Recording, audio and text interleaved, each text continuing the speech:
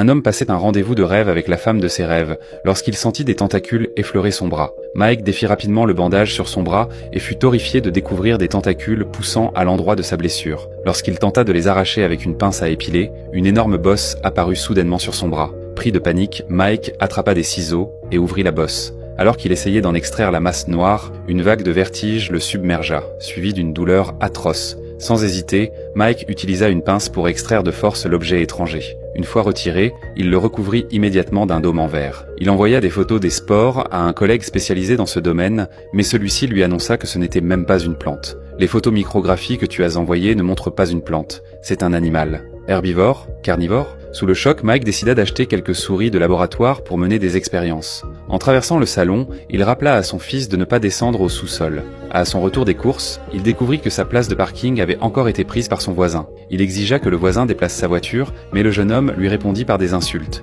Déjà à bout de nerfs, Mike trouva enfin un exutoire à sa frustration. Sans prévenir, il sortit une pelle et fracassa la vitre de la voiture sous les yeux du voisin. Alors qu'il s'apprêtait à briser une autre vitre, le jeune homme céda enfin et accepta de bouger sa voiture. Cependant, cet incident fit de Mike la cible de la haine de son voisin. De retour dans son laboratoire, Mike plaça les souris au-dessus des spores. Les feuilles environnantes s'ouvrirent lentement. Bien qu'il s'y attendît, le voir de ses propres yeux le fit tout de même frissonner.